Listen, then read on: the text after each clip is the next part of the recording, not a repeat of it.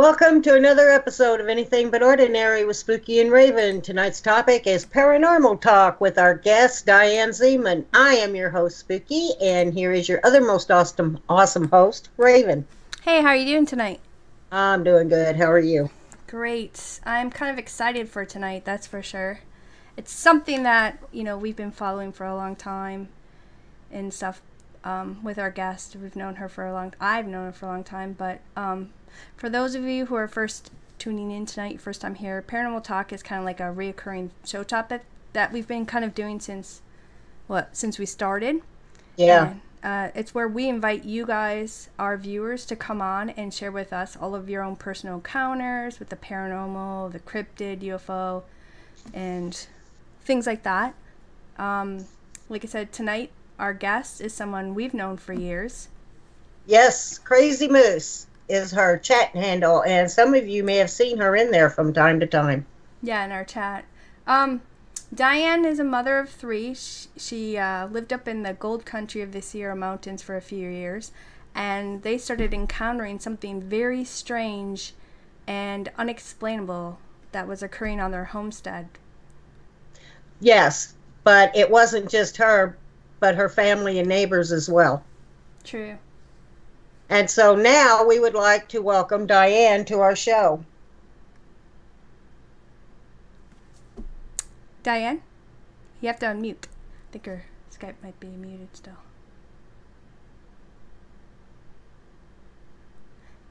Oh no, she can't unmute. Hang on. She was here. Hold on a second. Let's see if we can add her back to the call. She might have hung up. Sorry, guys. We'll bring her again here for a second. Hopefully she answers. I don't see her. Do you see her? I don't see her. She was here right before we started the show, guys. 1 second. Is she still online? Yeah. Well, she was online. I don't see. Maybe her computer crashed. Dang it. She was just here. See if we can get her back. Sorry about that, guys. We're trying. It could be anything.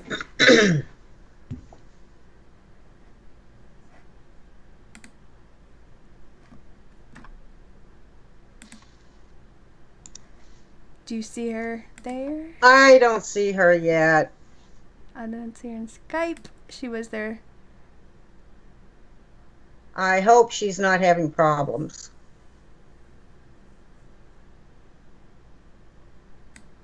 Yeah, hold on. Her husband's in chat. Will ask her, or him.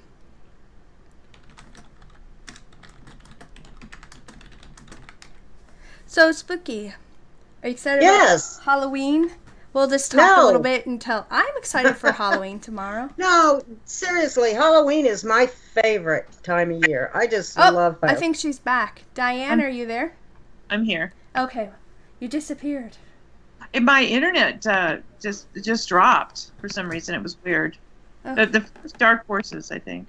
Yeah, well, everybody send out good energy that everything stays on for Diane and that she can tell her story. But why don't you go ahead and share, what got you interested in even pursuing or talking about the paranormal, share with us how this all came to be. Okay. Let's see. It started in the fall of 2006. We were living in Amador County in the Sierra Mountains of California. We had just lived in the house only about 1.5 years, and my daughter had came to me and said she had been seeing something running on the road, and a friend of hers had seen it with her. And they described this entity to me, and I just, I listened to them, but I really didn't take them seriously. And then about 4 or 5 weeks later, I was coming home from the store with my youngest son, who was about 7. Let me see, he was 7 at the time.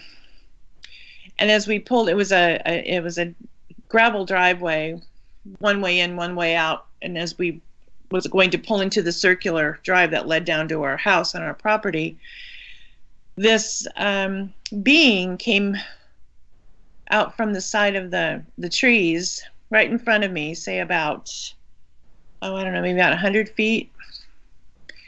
And he was running, sprinting, with his arms going down and his knees coming up like a sprinter would do, like Carl Lewis is the way I describe him. He was sharply outlined in black. He was somewhat transparent, and he appeared to be almost Egyptian-like in his appearance, but he was very tall, very elongated limbs. And then he leapt and disappeared.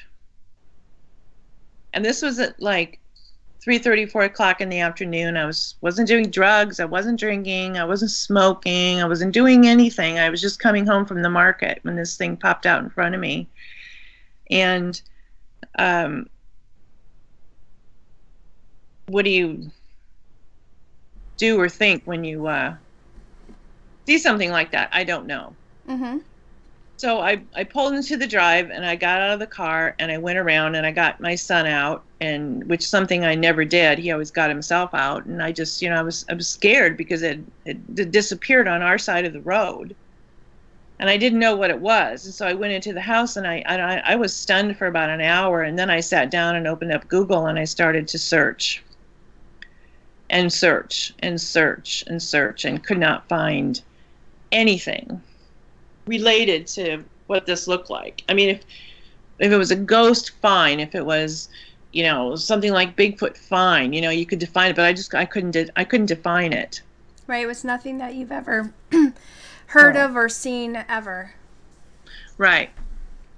And we had lived on that property for about a year and a half, and I hadn't seen anything, and I thought for a while maybe because my daughter had put the thought in my mind that this popped up, but I wasn't thinking about it that day, and it wasn't in the back of my mind. I just thought, she was 16, and maybe it was just she was seeing things. It was a figment of her imagination. She had been seeing him for about 6 months. He was a male type form, and it takes you from where you're living your life and puts you into motion into something completely different from where you ever thought you would be. Yeah, it alters your reality. Yeah, and it put me on this trajectory of searching for things and trying to find answers and going to forums and talking about it and getting help from people and, having, a paranormal group come to my house and the things that they started looking for and the things that they found subsequently from that and the things that happened after that. And it was just, it's also mind-boggling from the time it happened. And, it went from that to all the other things that I'll talk about to me finally just hearing an EVP in my son's room and deciding that night that no matter what it took, I was going to leave.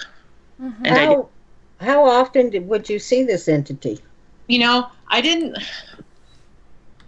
thought I had seen him a lot more. I took out the experiences that I saw out of the corners of my eye because I couldn't guarantee that was him again. But I saw him visibly 5 or 6 times throughout the next year and a half. Always running in the same direction, always sprinting, always doing the same thing, always just a profile of him. And I could never see any eye. I couldn't see any mouth. I couldn't see anything other than kind of what the picture that's showing up there now. I mean, this was my drawing, kind of what he looked like, although he was much skinnier and longer. But it didn't appear to be human to me, but it was human-like. And I didn't know if there was some sort of a realm that he slipped through where he was visible and then he went through another door and he wasn't, because he was always doing the exact same thing. Okay, so was it something that was repeating over and over and over, but he wasn't always in the same place. He was running the same direction. I mean, he he ran down our road in front of our house. When I first saw him, he was going across the road. Did he ever interact with you? No, he never looked my way. He never a sound. I even saw him once after we had snow and there were no footprints. And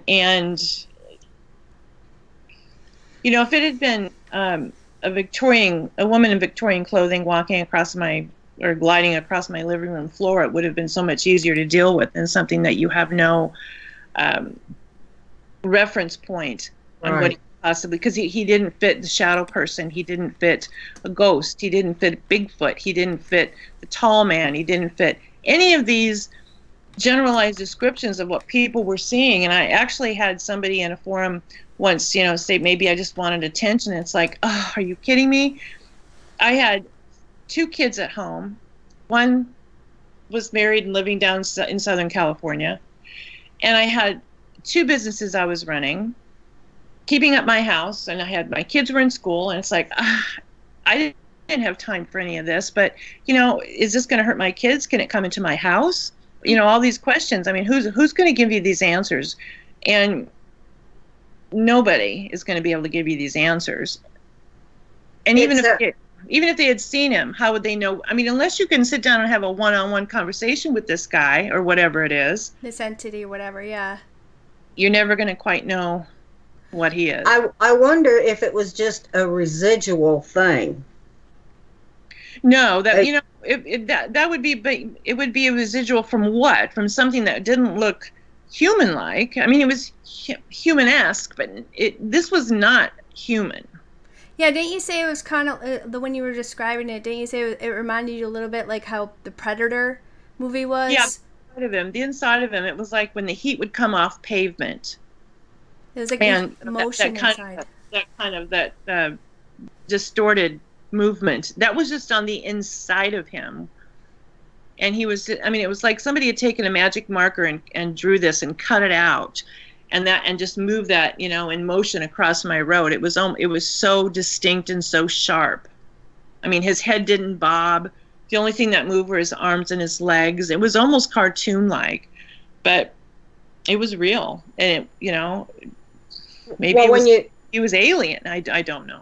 Well, when you think about it, if it was residual, he would just. You said he was doing the same thing over and over. Doing the same thing over and over. You said he ran down your driveway in some other place.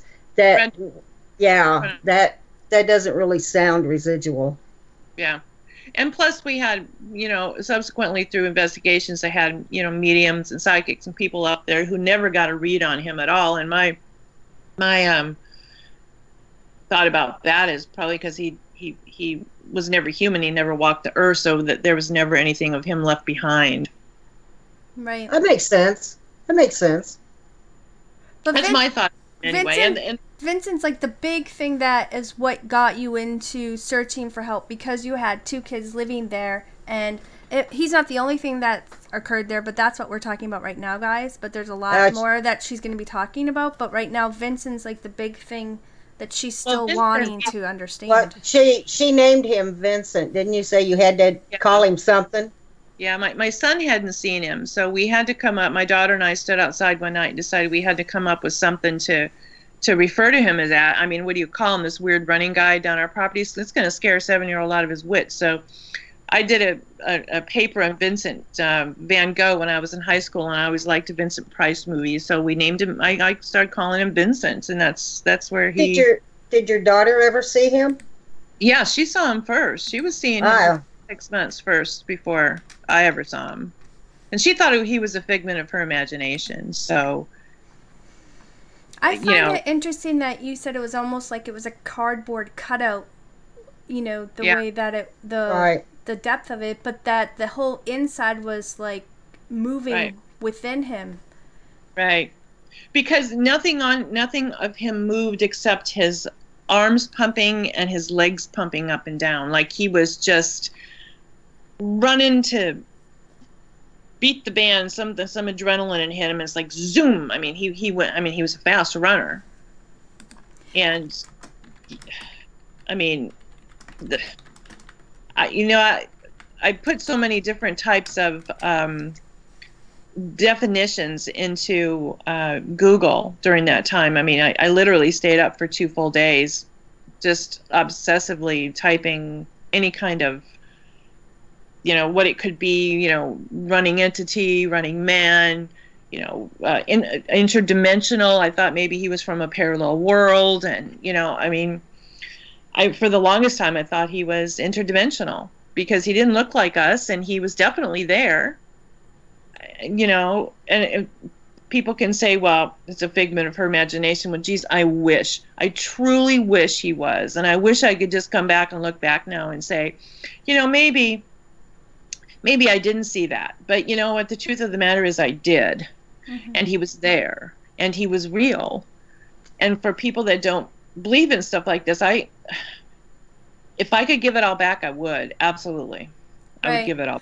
Well, there was a time when you yourself weren't probably a believer, but after, like you said, you moved to this place and it didn't happen right away for you, but obviously your kids were experiencing stuff. But eventually you ended up seeing, we just call him Vincent, this thing, because we don't really know what it is. But when your daughter was talking to you and telling you her experiences with this thing, what she saw, did it always do the same thing like what you saw? Did it interact with her? Nope, same thing. Same thing with me.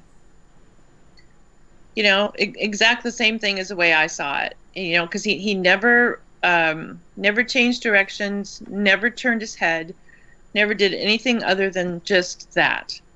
And go ahead. I'm sorry. But my son had never seen him, but he was like carrying on, 7-year-old conversations up in his room for months. And I thought he was talking to a video game. I would go upstairs. One night I went upstairs into his room and his TV wasn't even on. And he just said he was talking to the kids, Mom, the kids, like, everybody knew they were there. And we didn't have any kids in our neighborhood at all. You lived up in the country. We lived in the mountains, yep.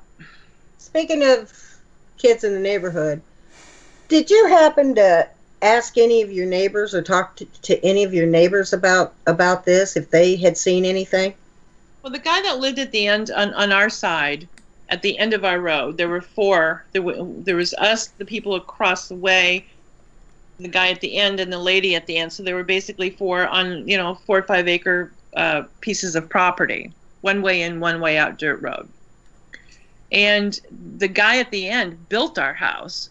So, and he was in the process of just starting to build his. And if there was something that was going on, he certainly wasn't going to admit it to me, because nothing of this matter was disclosed when we bought the house. I mean, what's he going to say? Yeah, there may be something weird running on your property, just let you know. Here, let me charge you $500,000 for this house, right? Yeah, it's kind of hard to sell a property that has activity on it. But up in the area where you live in the gold country of the Sierra Mountains, it's highly active, not just at the place where you lived, but all over. There's people who have cryptid encounters, paranormal encounters, from Bigfoots to reptilians to UFOs and everything else.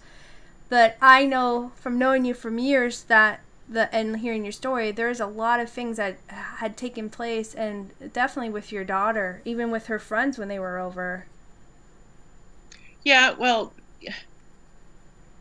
some of that stuff you just think, well, these kids are 16 and, and maybe what they're seeing, or maybe they're being dramatic, or maybe, but my daughter is, she's a pretty matter-of-fact kind of gal, and she wouldn't say anything if it wasn't true. Still to this day, she doesn't even want to even talk about it. And she's 27 now.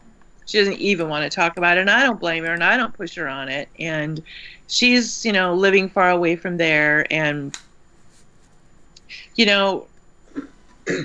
my son never saw him at all. He saw things and felt things, but he didn't attribute them to anything unnatural. He was never there when I had these conversations, and he was not there when we had investigations come. He was taken off the property and taken completely out of it. I just didn't want him scared. Mm-hmm. I was scared. I mean, I was scared for him. Right, because you wanted to protect your children from something you didn't know how to protect them from. So were you and your daughter the only two that saw this? Her friend saw it too, Right, but my daughter's friend saw it, right? but other than that, were they the only ones that saw it Well, that you know of? people across the street, they were elderly and they were drunk a lot, so we didn't speak to them much about it. And there was a lady on the other side of the road at the end. We always referred to as Crazy Pat. She had horses. A few of her horses literally went insane. And this lady swore to God that there was all kinds of stuff walking around on this property. And with her, I just she just seemed a little bit crazy to me. So I took a lot of it with a grain of salt. I listened to some of it, but and looking back now, it was almost intolerant of me to take that kind of attitude, because I think if I would have stayed living there, I probably would have been a little nutso myself by now. So, and then doing the research that we started on the property, we found, well, the house was brand new, so it was just forest land before we moved in, and all around there was a Indian burial grounds everywhere, and it was all surrounding the Miwok Indian tribe. And I actually went down to, they had a casino in a neighboring town, and I went down to the casino to see if I could talk to any of the elders after I had done some research on it, and none of them would even speak to me about it. They just think it comes back to you if they talk about things. But I don't even know that had any reference. I mean, I found beads and grinding stones and all kinds of stuff at the base of our property. This is the road they're showing right here, is the exact spot where he ran, and you'll see a white truck in the background, and that's parked at Crazy Pat's property. And you can see it's not paved, and it's just it's going back and forth. Just from travel created the dirt road there, but it's not paved, and it's a basic country driveway. But you said that you had found like Native American grinding stones, beads at the base of your structure. But didn't before, I think in one of the 40 what you call the 40 acres, didn't you guys also find a previous structure that was burnt? We did. We used to, from what we thought, that was at the base of our property, that was underneath, because our property where the house at was like on a slope, and at the bottom we found what was a burned structure. From the thing that we could tell it probably was some kind of a trading post, because this was all in gold country, and all underneath the land where we lived throughout that whole area is all of the black chasm mines. So there's all these mines underneath, just running in tunnels under this entire area. So, and there's a lot of limestone, there's a lot of very solid trees. We had some trees that grew weird. I mean, a lot of the branches went down before they went up, and things running across in our backyard where I just thought maybe were deer or mountain lions or whatever. One night I was sitting up doing research on Google, like I was every single day and every single night basically, and it was in the spring, and I had the patio doors open, which were right next to me, and all of a sudden I heard this boom, boom, boom, boom, boom, boom, boom, and it was like across the deck of our patio, which sits 17 feet off the ground, and you have to go down 3 corners and 3 sets of stairs to even get to it. And it sounded like somebody really heavy in steel-toed boots just running across. And this was like at 1 o'clock in the morning, and it scared me to death. And I got up and I turned on. There was nobody there. And I don't think that had anything to do with Vincent, but I think it all related. There was all kinds of weird stuff going on there. That was my next question. Was Vincent the only thing that happened on the property? Were there other things that happened? Well, my daughter was coming home from school one day, and there was this little trail that led from the back of our house down through the bush to there was a little frontage road down there that the kids would walk down and they would get on the bus in the morning because the bus didn't come up the road. And one day she was coming home, and she had run in the house, and she was white as a ghost, and said she saw something in the backyard. She didn't know what it was, and it scared her. And it's like, okay, what was this? And she said she got to the top, and there was a clearing where she could see the back of our house. And there was this, she said it was a yellow lighted type orb that was oval and about maybe 2 feet tall, maybe. She said it was like it glowed light, but it didn't glow like the sun. That's the only way she could explain it. And as she saw it, she moved over to the right, and it just kind of stayed there. So she kind of ran around it as fast as she could. She was a sprinter, boy. That girl could run. And when she got to the base of the house, she turned around, and the thing had moved into a tree and was just gone. So she ran around this thing. She was going toward it.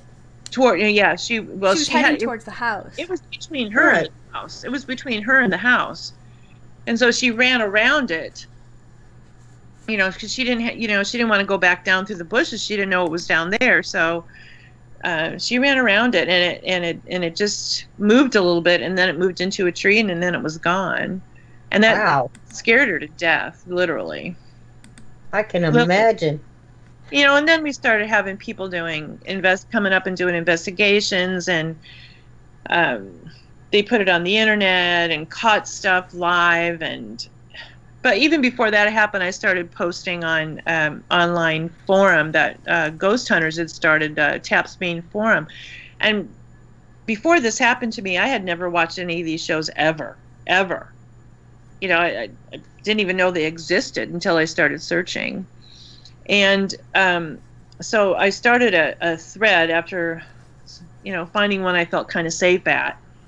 Because I trust me, people, I know how crazy this sounds. I do. And how all of us are trying to find places to talk to somebody or find somebody who's having a similar experience, so you can, right. So I didn't want to understand it. I wanted people to take me seriously because I knew it sounded silly. And I was reading other people's posts before I decided, okay, this is where I'm going to write about it. And I titled this post, I have no earthly idea what this is. And I just went on and typed what happened to me. And the amount of people that signed on to helping me with this was unimaginable. It was incredible. People in Canada, people in Australia, people in London, people in Ireland, people in South Africa and Brisbane, and it got so big, and so many people were, giving their ideas, and check for this and check for that, and maybe it's this, maybe it's a vortex, maybe it's a, all these words that I don't even know what they meant, but it was giving me something to search for. Mm-hmm. And they helped me so much. And there was one of the guys that was in the forum there you had on your show last year, we were talking about this, was Greg Lauritsen. He was one of the big voices of reason for me. And a woman that I met through there, we drove and went to her wedding in Pennsylvania last year. She was such a big help when it came to analyzing the sound and pictures and things that came through live investigations. I mean, the help that people offered me was just... Do you remember when, I don't think you mentioned it, but I know you wanted to mention, and I know you're trying to think of everything, not think of everything, but try to get everything out, but when you were talking about how you went to talk to the natives in the area or whatever, and remember you talked about ley lines?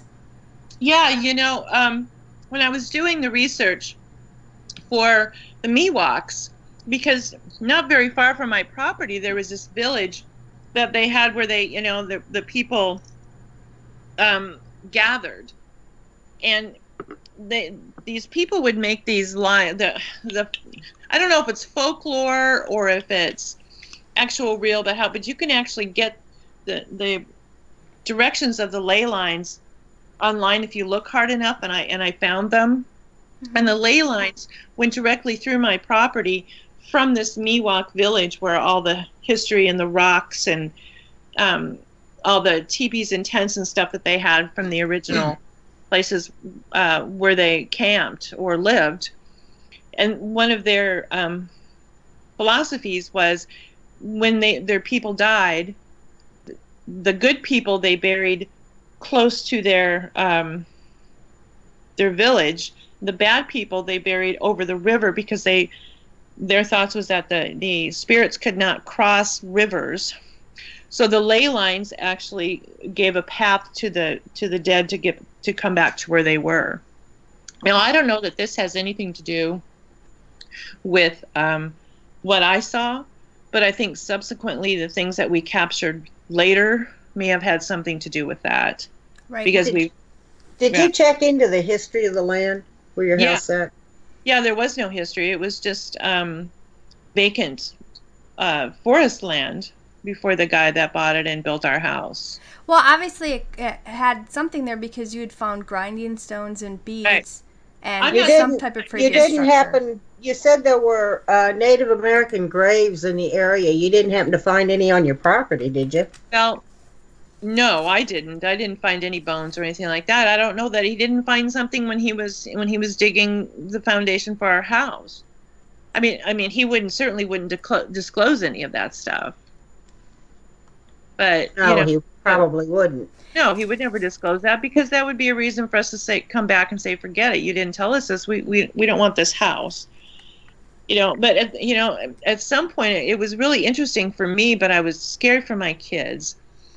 I didn't want my youngest son to see this thing, even though I don't, looking back now, I don't think he would have been scared of it. I think he would have been more curious because he didn't have that kind of mindset. He hadn't been introduced to all that stuff other than maybe when he heard at school or whatever. But, Halloween, he went as Spider-Man. He didn't go with a ghost. So, well, I remember you were talking about your neighbors earlier and stuff, and there was a time I remember you mentoring. Remember when you were talking to a neighbor who had the horses? Oh, that one too. And then I was gonna also say about the flatbed trailer, the guy who came up, and you guys were talking. That was the guy that built our house. Mm-hmm. And I was talking. This was before I left. This was like a couple months before I left, and something had came up to him, and something happened to him when he was standing in our driveway. He was just standing there talking to me, and my son's father, my husband at the time, not my husband now, and something came up and just like slammed on his leg, and it was like there was nothing there. There was no bee. There was this was in the fall, so that there really wasn't anything that we could see that would have done it. And he came over to my house the next day, and his back of his leg looked like he had been hit, by a sledgehammer, literally. Black and blue. But he never said anything to you about anything like taking place on his property. Didn't he live close by? Well, he did. He had a flatbed trailer that was sitting on his property. This was right before I left. This was like 2 days later. He was sitting outside just contemplating. It was dark. Sitting outside contemplating on his flatbed trailer with his back to us, to our property, because his was past ours. And you gotta understand, it's all brush and tree and poison oak and all that stuff in between. So we really didn't venture in between the trees. Yeah. And all of a sudden he was sitting out there at dark, and he heard something he thought that sounded like it was very, very heavy running through the brush towards him. And he said, and it scared me so bad. I got up and I turned around, and I almost wished I had my gun on me. It sounded like it was a bear, but there wasn't anything there. So I know that he was spooked about what was going on there, and I know that he was, having issues. I told him right after I saw Vincent what was going on, and he was, he acted a little surprised. Maybe he had never seen him, but after I saw Vincent that first time, they were in the process of building their house, and as I went into the house right after I saw him, his wife was coming down the road in the pickup going to see something inside that house, and I literally was scared for her. And I wanted to go down and tell her what I saw, because it was then on her property, or disappeared on her property. I didn't know if it was still there, but I knew how it would sound. So I didn't. I didn't even want to go outside my door. This came, I got to the point where I couldn't even have my blinds open at dusk. I was scared to step outside my door. How often would you hear something out on your deck?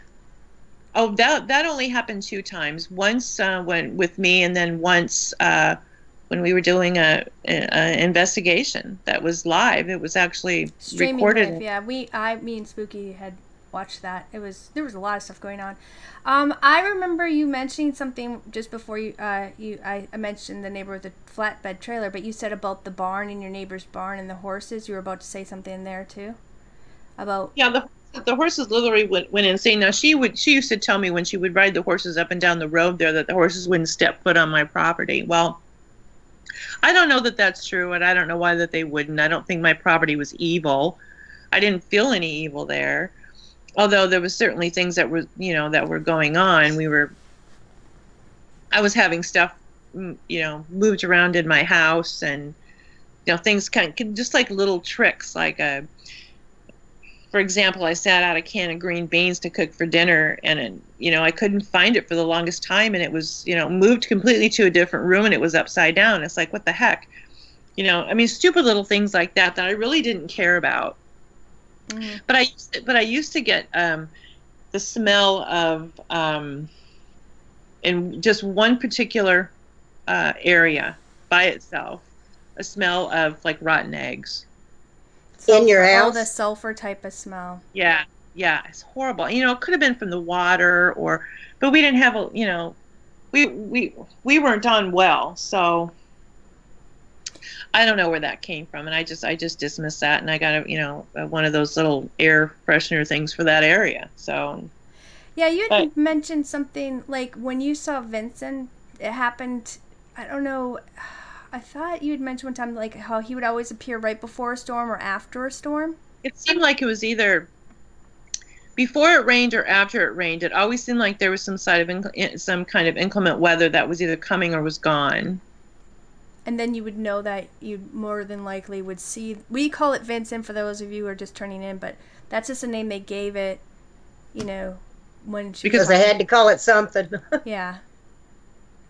But we didn't know what to call him, so that's what we called him. But because even I saw him once when it snowed, and it didn't snow up there that often, maybe once a season, and and every time I went to look for him, I never saw him. It only happened when I was least expecting it.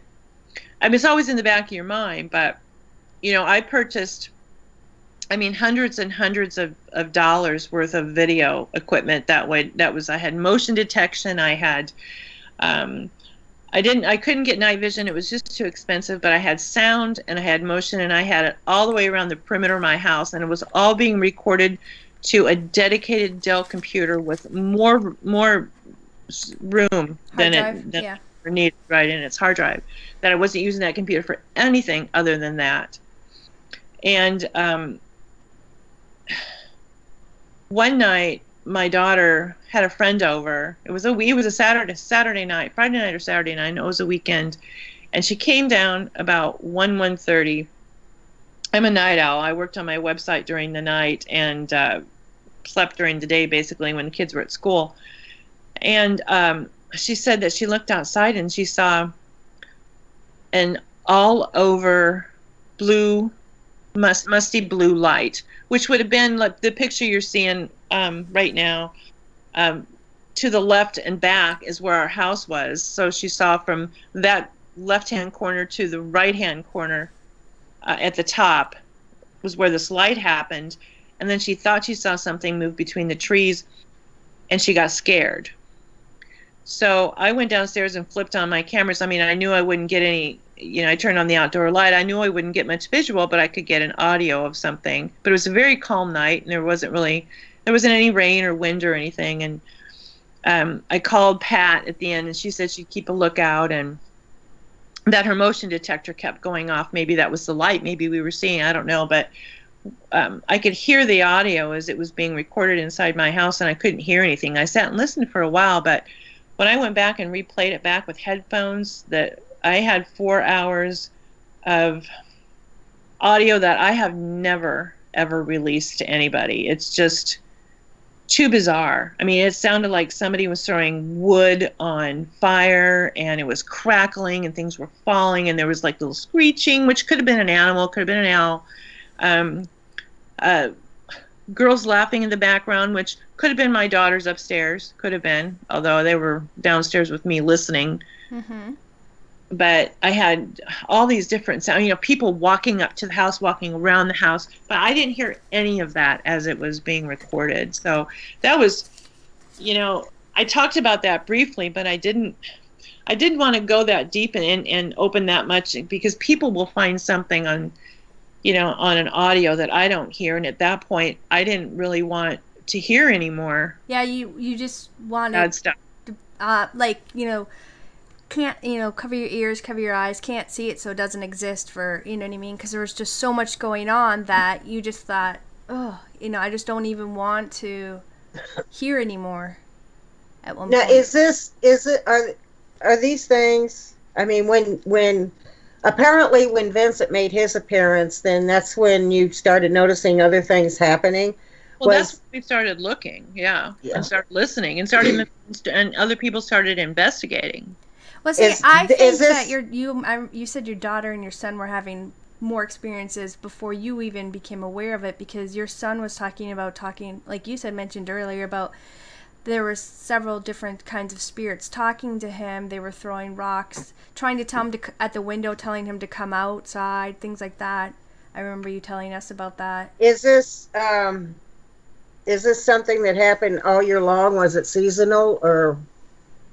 Oh, well, the stuff that happened, well, see, by the time I left in the end of 2008, so by the time I first saw Vincent and I left, it was 2 years, and there were nothing happens every day, and nothing ever happens on cue, and nothing ever happens when you want it to.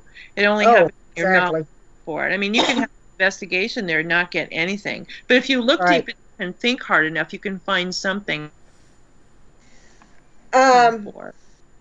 Cassandra in chat wants to know if you're a sensitive or a medium. No, I'm not at all. Never claimed to be, and I don't have any of those. You know, I think my son has some of those gifts, possibly. He doesn't like to talk about it, and I don't blame him. You know, he just always knew things, but he doesn't, you know, he doesn't like to deal in any of that stuff. I don't know if any of this happened because of him, or no, you know, helping him along, or opening my eyes to something that I was very close-minded to, or never really even thought about. But in the early days after this, a group out of San Francisco that I was working with asked me if it was okay to give my number to a sensitive medium that, you know, lived in Texas, and I had them give me her name, and I Googled her, and because I wanted to check it out first, because, you know, Sylvia Brown kind of stuff, I just didn't believe in it much, and I had heard horror stories with her because I had been reading, so I thought, well, it can't hurt. Well, she called me at about 8 or 9 o'clock one morning, and I was typing a letter to a friend of mine that lived in Boston, and I was kind of emotional when I picked up the phone, and I had never met this woman. She didn't know my last name. She didn't even know the address of where I lived. She just had said that something was going on. They didn't give her information, like they, you know, as they said, about my, you know, house. And she called me, and she knew that I was decorating a Christmas tree, and I actually had been doing that before. And all of a sudden she said, "Okay, who is Benjamin?" And I said, "I don't know a Benjamin. I don't know who a Benjamin is." And she goes, "Something is cloaking your property, and I think it's protecting one of your young children." And she goes, "And the only images I'm getting is like an old motorbike of sorts and some sort of an old knife." And then it hit me that Noah's dad, when he was 14 years old, which was like, you know, 40 years earlier, his brother had been murdered in the Central Valley, and his name was Benjamin, but they called him Ben. And the only two things of his that and I had never met him, obviously, but the only two things of his that we had on our property was his 1959 Harley Davidson and his Swiss Army knife. Wow. So that floored me. Just floored me. So I believed in her, but I didn't believe in a lot of others. Because, Right. she proved to be quite legit to me for knowing something that I didn't even know. And, my cats would go a little bit nuts every once in a while, but, one of them left and never came back, and one is still alive that still lives there today. And she's always been a little nutty, but a lot of female cats are. Lord, I have one now that's a little nutty. Yeah, they are. How do you know if, say curiosity killed the cat? Well, a cat will walk right into it. But we used to see my daughter was seeing these little red pin lights that would appear throughout the inside of the house every once in a while. So eventually something did move to the inside of your home. Yeah, but I never saw Vincent move in there. No, other things though. You should talk about some of the stuff that Well, my daughter didn't really talk to anybody at school about this stuff happening. But you got to remember, we lived, distances in miles from everybody else she went to school with, because everybody in the mountains had their own property, and so the kids didn't, they were 16, but they didn't drive back and forth, because I think the roads were just unsafe, the hills and mountains, turns and stuff. Yeah. So when the kids would come over, they would come over and they would stay the night or whatever. But one night my daughter had two of her guy friends from school. They were just friends, and they were going to watch movies up in her room. And our living room down there was open to above. There was a railing that I could see my son's room and my daughter's room, and the doors were open. And all of a sudden my daughter is, Mom, I got to tell you something. She runs downstairs, and she was saying that they were talking about something funny up in her room, and her phone had been shut off, and it was in the corner charging. And one of the guys had made a joke or something and made her laugh a lot, and she was rubbing her eyes, and she looked down and she says, look, but I got mascara all over my fingers. Well, from what she told me, her phone actually sent his phone a message from her saying, there's mascara on my fingers. And she's like, and she came downstairs to tell me this. How weird is that? I mean, how does that happen, Mom? Is there some kind of voice thing on my phone that can hear me, whatever?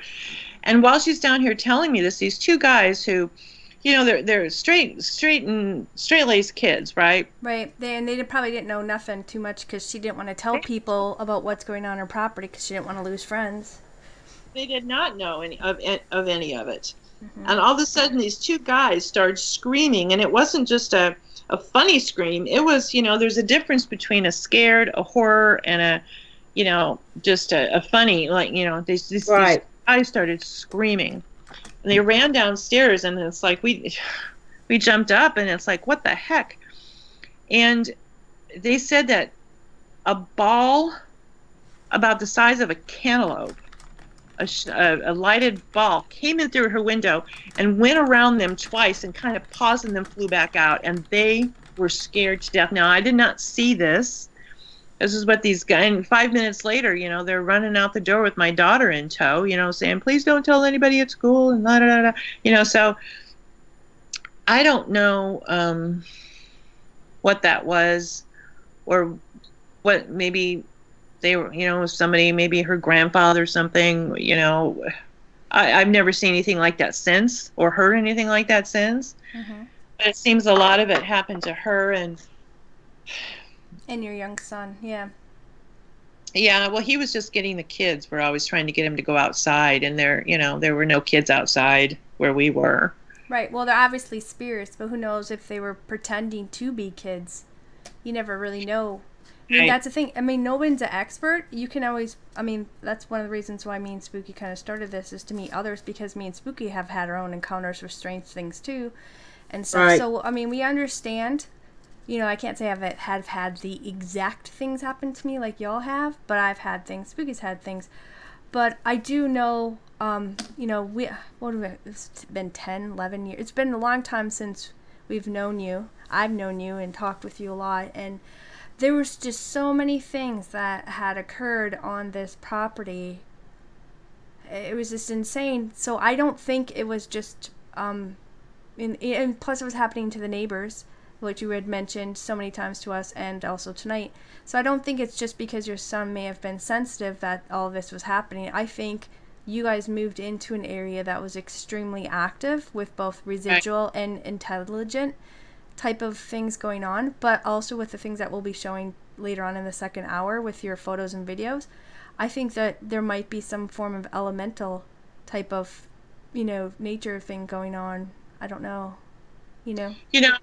talking about that, early on in investigations, there was a live stream that happened, and the people from the TAPS main forum were invited to come in and watch, and there was quite a few hundred, over 1,000 or plus people there watching as the person doing investigation had a FLIR, forward-looking infrared, a thermal camera, which was a handheld. And they were streaming out live, and they were, going across the road, and all of a sudden something showed up on this video, and unexplained, and I wasn't seeing it was happening, but I was there, and they were looking at it. They were looking down at the screen and seeing this happening, and then looking ahead and seeing nothing. And then when they came in, but everybody online saw it as it happened, and then at the end of the night, they downloaded it from their server from wherever it came from, and we watched it. And my first thought was, well, is it a raccoon? Well, this little image that popped up on this thermal footage that you're going to see a little bit later was all white amidst all these different hues of varying heat from things that are alive, and it was moving. And if it had been a raccoon, it would have been, varying shades of heat that would have showed up on the camera, and it was just bizarre. And I ended up giving it to I won't name his name, but he's a guy who's on a show on TV who had a friend in Ireland that had some kind of a IR reversal system, whatever. Anyway, he had the footage for about a month and came back and said, the only thing, I don't know what it is, but the only thing I can tell you what it isn't is it's not living. It's like, okay, then how is it moving? And I don't even know that was there. I mean, at that point, it's like the more you look, the more you find. It's like, let's stop looking. I have, you guys can pack up your equipment and go home and analyze it. I'm still living here with my 2 kids and husband and cats, I still have to live in the middle of this and I know that people were curious, and I encouraged that because I wanted to find out answers. Yes, answers or something. And the news media somehow got a hold of that footage and content. Oh my God, it was like Pandora's box, literally. I wanted to go into hiding. I never used my real name. I never gave the town we lived in. They were calling everybody, trying to get, they wanted on the property, and the little tricks that they were doing. And it's like, I just, I wanted to change my name, and I wanted to move far away. And where I live now? I live in New York. I mean, how much further can you get without going out of the country? I just had to. It's quite a move. Yeah. Well, you were trying to protect your young son and stuff, and it had to do with some of this evidence that we'll be showing here in the second hour. But do you want to take a quick 3-minute break real quick so we can get a drink of water, and then we'll continue on sharing with your encounters, and then we'll share your photos and everything else, and you can explain that to our listeners. So we'll be right back, you guys, in 3 minutes, and we'll continue on with the second half of Paranormal Talk.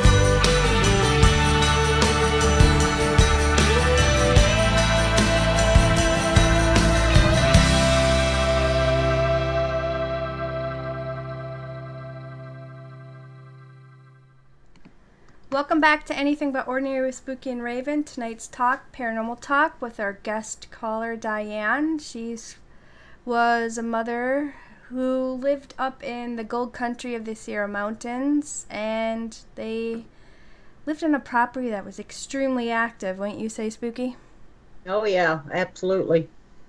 Diane, I would say so. And Diane, she has some stuff that she's going to share with you guys tonight now in the second half. Some photographs and things, and still continue on with sharing the strange things. And if you have questions for our guest, we're going to take questions in the second hour too. Yeah. So be sure to, go ahead, type in your question, and we will get to them just as soon as we can. Yeah. Diane, you want to go on? Go on? Yep, I'm here. Okay. Okay, so what picture are we starting with? Whatever you want, or whatever you want to talk about still. You showed the road, right? You showed the road. Mm-hmm. And okay. With the photo of Vincent that you kind of sketched up, the photo that you sketched up, you were saying was like you never saw his feet, but he was always like in a weird V shape. And like you said, and it's hard to really sketch something that you've never really seen, nor can you really, like you said, capture what it actually looked like. Because like you said, it was almost like the Predator, but on the inside it was like moving things. Yeah, some people have said to me, well, did you ever see him at night? Well, no, I don't think that he would have been visible at night, because, maybe he was there, we just didn't see him. Mm-hmm. Because he was, just what he looked like in the daylight. I don't think you would ever be able to see that at night. And, we had situations where I was standing with somebody up on a road during an investigation, and all of a sudden it was just like, wait, just listen for a minute. And it's like, what are you hearing? And I was hearing nothing.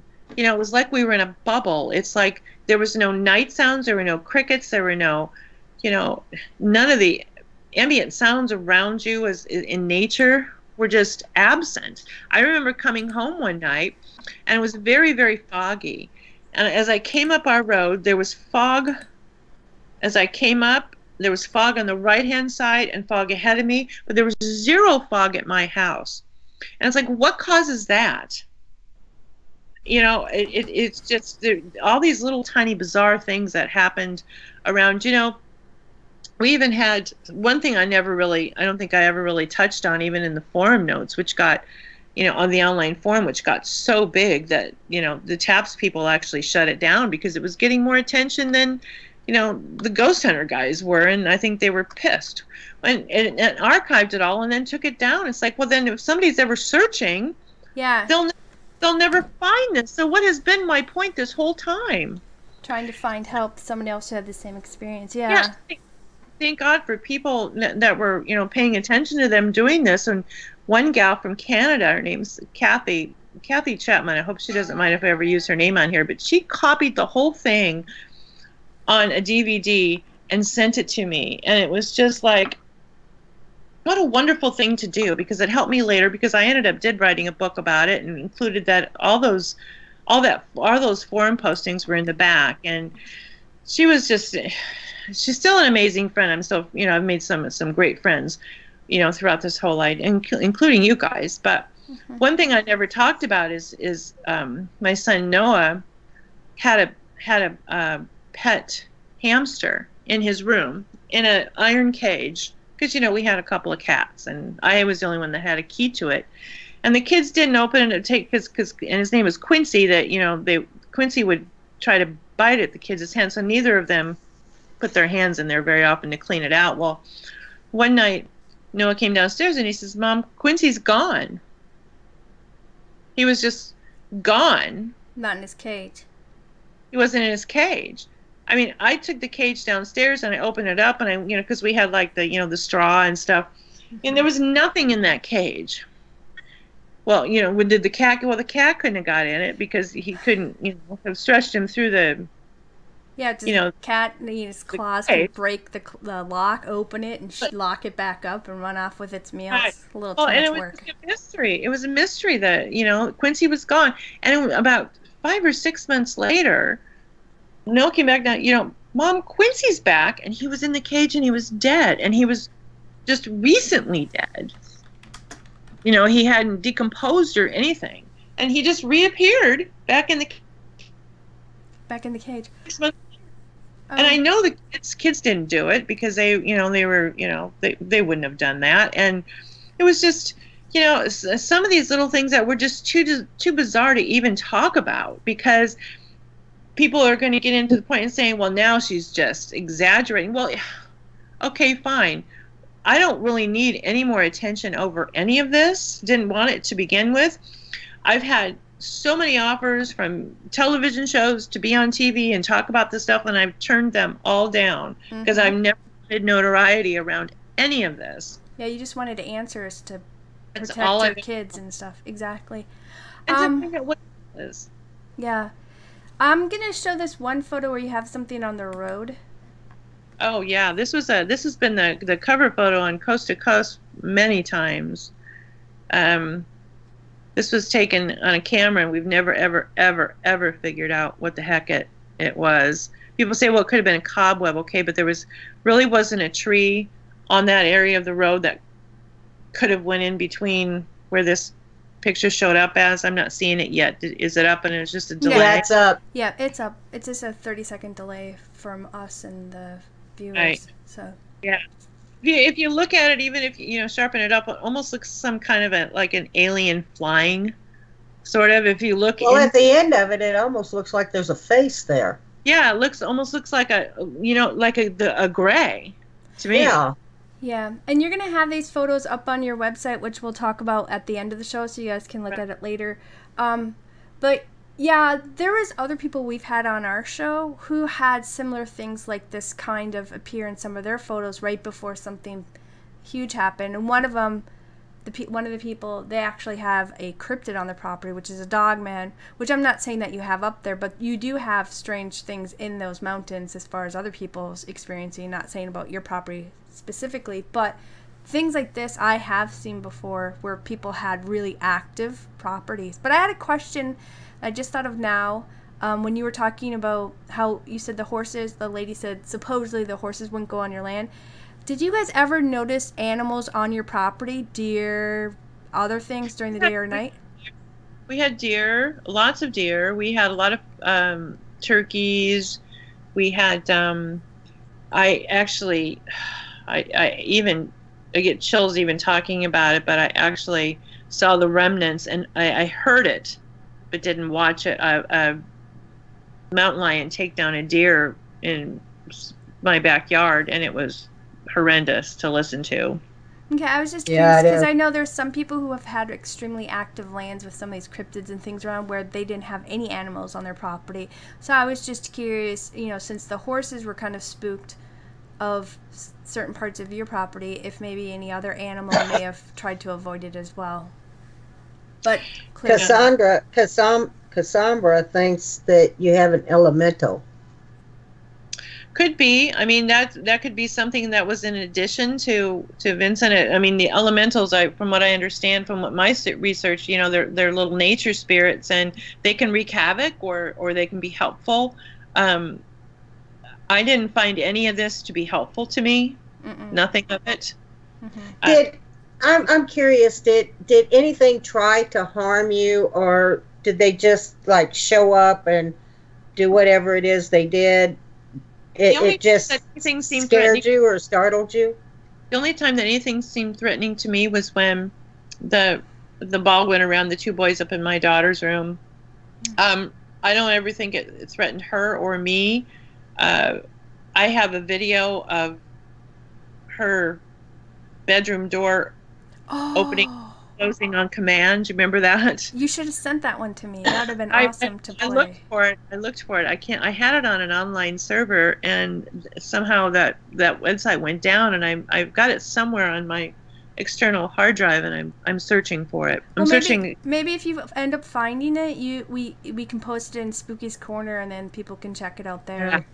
I'll find it eventually. Rusty Reporter thinks that looks like a few different possible anomalies occurring at once, which is possible. Oh, you mean the picture of the picture that's up now of this foggy looking thing? Yeah, to me it just looks like it's a gray inside of there, and just caught it by chance. I think it was flying. Yeah, and the thing is, sometimes you don't see it with your own eyes, and not that I've ever mentioned this publicly, but a few of my friends know about this, and Rusty, and some people have saw the video, but I actually have video of this type of thing occurring on one of my IR cam stuff that I had set up on our property, on our farm, where something came and manipulated with the IR camera. So, I mean, to me this is just more validation even for the things that we have occur there too. But I'm going to show the one in your house. Do you want me to show the one in your house? Okay, let me just tell one more story before you do that. Oh, sure, go ahead. One reason that really made me so afraid was one night I was sitting up typing, and I had something in my car I needed to go get. Mm-hmm. So I opened up the front door, and I turned on the front light, and it was probably 30-40 feet to my car, which was parked in front of the driveway, and past the garage was the side of the house where our garbages were. And right as I got, right next to my car we had a big Bayliner fishing boat, which was parked next to my car on a trailer. And as I reached for the handle of my Mercury Mountaineer, all of a sudden I had this hair on the back of my neck stood up, and I heard this sound like rustling, and immediately I just thought maybe it was a raccoon or something by the garbages. And all of a sudden it was like something very dark and black came up over by the boat and actually rocked the boat. Wow. And it was like it was flying over the boat towards me. And this was, I don't know if it was my imagination or something that was actually real, but I don't know if you have ever been to the point where you can literally be scared to death because what seemed like slow motion back into my house, didn't even open my car door, got inside, and first time in my life I ever hyperventilated. I couldn't even get a word out. I was that scared. And woke up my kids, and they came out, and it was like I couldn't even speak. I was so scared. And after I calmed down, I never went back outside that night. Nobody else went out to go look to see what it was. But I was talking to the psychic medium lady from Texas after that, because I had to find a way to work through my fear, because I couldn't even go outside. I mean, I don't want to become agoraphobic over this. And, well, you also don't want to be attacked by all these weird things going on. Well, either. That's true too. I don't blame you. She said something was protecting me. Something knew me well enough to know that those little sounds outside by the garbage can, raccoons, whatever, wouldn't scare me. But something was going to hurt me, and I need something. I don't know if it was placed in my mind or really actually placed there, scared me. Mm-hmm. She goes, check your footage, and I checked the footage for that night on my cameras, and since I had turned the light on, it captured it, and what was right there was a mountain lion. Oh my gosh, yeah. Oh my God. So if I had stayed at my car, I probably never would have made it back into the house. But something scared me bad enough, and knew me enough to know that a little rustling sound wouldn't faze me at that point. Yeah, so some spirits out there were actually looking out for you too. So fast, got me in the house so fast, but there was a mountain lion on that video that night, and it was just, holy crap. I do believe that there's things that look out for us, and sometimes some of them have to slap us in the face to get us to And you lived attention, in an area where you lived in an area where mountain lions were probably very common, especially coming into people's backyards. Well, she just Well, there said was a lot. that she had one take down a deer in her backyard earlier, remember? Right. There was a lot of hunters out there, and when they were sighted, I mean, it would go around to the whole area there. So word got out if there was a mountain lion, keep your kids in. So we Right. did, Yeah. but that hadn't come out. So I wasn't expecting that. Something scared me bad enough to get me in the house away from that danger. So I took that as a positive. Yeah. But Oh it's still yeah. to the point, because whatever this black thing that came over, I don't know what that was. Whether it was in my mind or if it was real, I don't know. I'm sure it took a form. I'm sure it took I a think it form. was something that you were meant to see. I think it was meant to scare you back into the house. Yeah, it took a form in order to make you move. Right. For sure. I know this didn't happen on your property, but it just because there's so much. I want people to realize, like, it's this whole area is active. I mean, her house is extremely, or her ex-husband's house now is extremely active. But I remember when one of your daughter's friends had had seen a reptilian type of cryptid thing running around. So who knows what's in those woods? You know what I mean? All around, up in those mountains. Because when I was searching stuff, I was reading people's encounters about Bigfoots, and people were talking about elementals and paranormals, and like you had mentioned, there's a place around there that's called 13 Curves, so. Yeah. Yeah. Okay, so pictures, you're gonna. Yeah, I was just waiting. Here's the one, your house one that you were wanting to share with the. Is that with the orb? Yeah, but there's something within the orb that you had circled. Yeah, I just want to point out to everybody that I am not a believer in orbs at all. I think it's basically usually dust or sun or something on your camera lens. Right. But this one was taken right. I was taking pictures of my house because I was going up into Nevada to meet my cousin whose son was qualifying to bowl for the U.S. Olympic team. And I was standing right in the area where I smelt that sulfur smell. Mm-hmm. And I took this picture, and no other picture turned out like this. And as I looked inside of it, it was funny, the person that actually found the picture inside of this was Jason from Ghost Hunters. Taps, yes. He's the one that pointed that out to me. Right, and like we said, we'll have these photos. The photos are up on your website.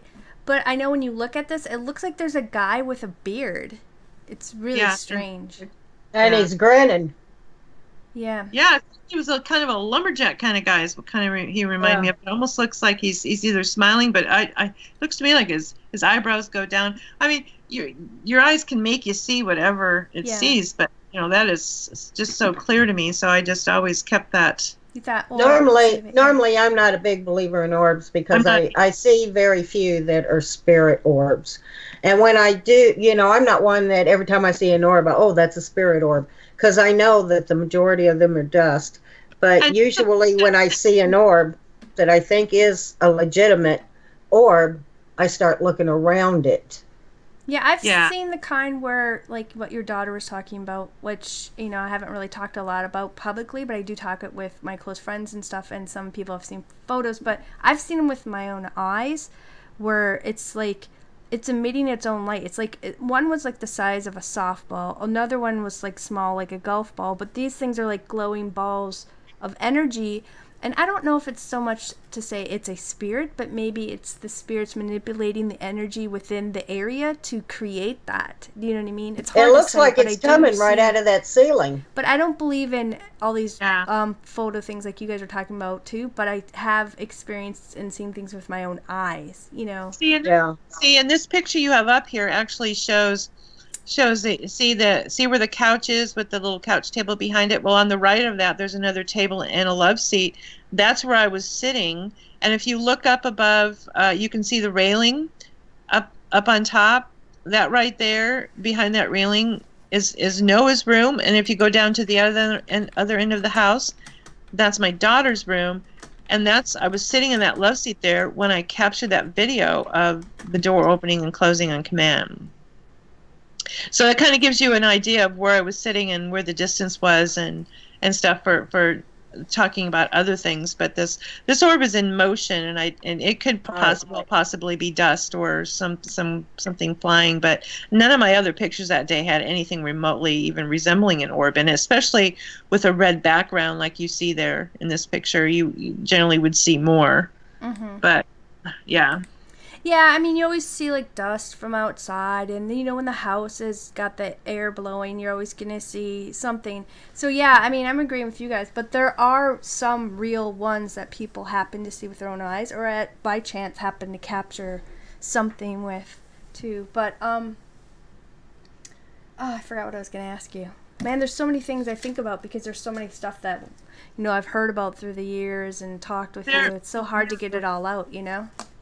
The more I talk about it, the more it all comes back. And, you know, and I haven't done a interview like this in 3 or 4 years. So it's been a while for me, but at some point it's not for people to remember me. It's for me, but for people to remember what this was about. Yeah, so, well, the reason why you were kind of wanting to talk about it now, well, like, because you had mentioned wanting to come on here before, and mainly me and Spooky do a lot of just topic shows, but I know, like, the main reason why you really were doing this was for other moms or parents out there who children were experiencing something similar that you guys were going through, and you were wanting to put your story out that maybe it was possibly going to help others too, or else, you know, you to find answers. And it seems like as you were going through this journey, the people that you were meeting, although people, and you've met a lot of, you know, like me and Spooky, because we became online, people reach out to us, and like I said before, you know, if you got everybody in the same room, you know, a whole planet and all of us were in the same room, which would be a big room, and we all told our experiences, it would really alter the reality that we were all accustomed to, because there's so many things that are going on, and there's so many people that have so many different types of encounters and experiences with things that we're told does not exist, and this isn't real, but there is things that are real.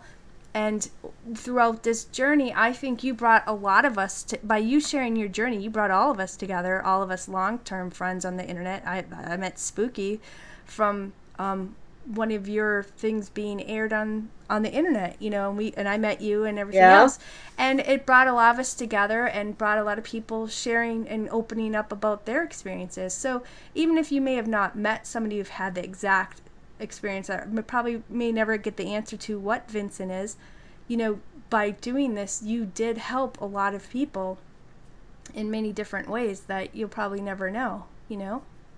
May I ask what exactly happened that finally made you leave? Oh, the EVP.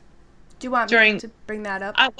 Yeah, let me set it up for you first. It was a last investigation, or second to the last investigation being done at my house live that was being streamed. And during that day, I you know, when they came, they always, you know, streamed all night long. So I always had food made. I always had, you know, soft drinks and tea and coffee, and I always tried to make everybody as comfortable as they could, because I know it was going to be a long night, and I figured everybody always wanted to spend time in my son's room. So I would always take off the sheets and, you know, redo the sheets, and, you know, in case somebody wanted to sleep up there, you know, because he was going to be gone for the night anyway. And so as I was changing the sheets that morning on his bed, actually I was putting the sheets back on, something, I don't know if it was behind me or in front of me or around me, but somebody in my ear, and there was nobody there, and this had never happened to me before, said to check 636. And I'm like, I turned around and was like, wait, what? And nothing was there. It was just this, maybe it was just something that came into my head. I don't know, but check 636. So when they opened up the chat to set up for the investigation that night, I typed in if anybody knew any references to 636. So these lovely people, these wonderful people that were watching that night was, you know, looking at Bible, you know, Bible verses or asking me questions. Is there any kind of relation to birth dates, 1936, whatever. Couldn't come up with anything. Well, we just went on with the investigation, and the person that was reviewing the evidence and had called me the next day and said, it's interesting. We caught an amazing EVP in your son's room, and the most amazing part about it is the timestamp on the EVP was 636. Wow. And this was the EVP. If you want to put it up and play it, this was it.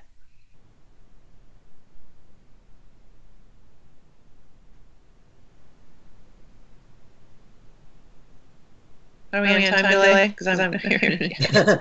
It's on time delay. Okay. And I'm not going to tell anybody what it says. So. No, let them. Yeah, let them hear it. All right, hold on a second. Let me get this going here for you guys. Can you go ahead and have your child? It's not get close enough to let me know. Okay, I'm gonna. Here's the. What? Can you explain the EVP part here a little bit? Can you just play the part that you cut? Okay. Well, but you have to. I'll just play the first original part, and what you hear is two investigators talking, is what you told me. But something talks over the investigators. Right. So I'll play the original part first, and then I'll pull the short part where you hear it.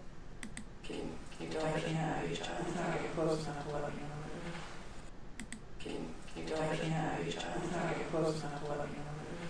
And then it's right here where it's talking over them, where I cut it out, pasted it. Have your child? It's not get close enough to let me know. Have your child? It's not get close enough to let me know. Have your child? It's not get close enough to let me know.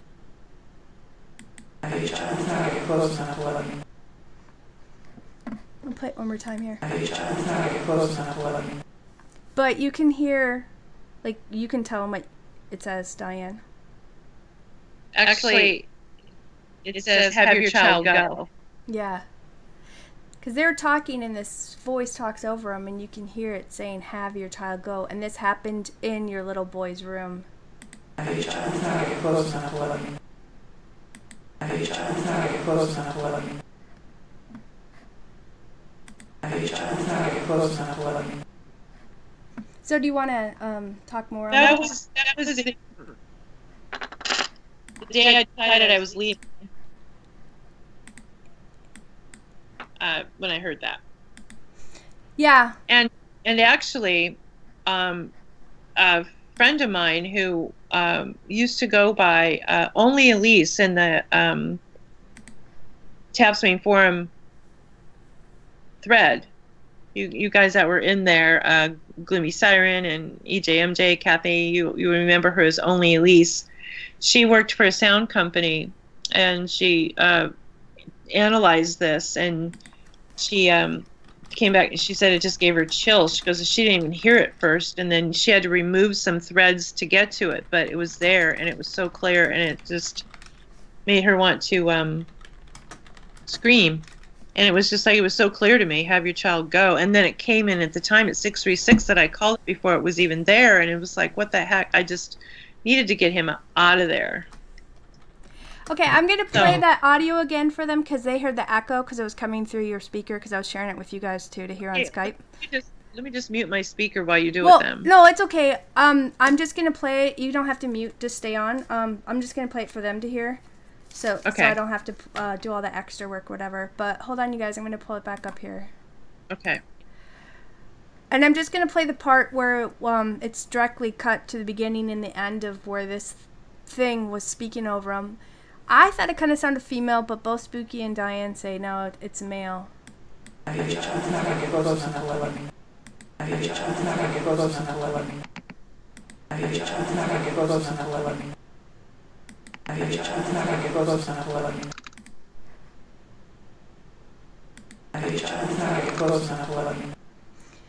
And like we said, you guys, a lot of this is just going to be up on her website, or also you can come into Spooky's Corner and we'll post the EVP there.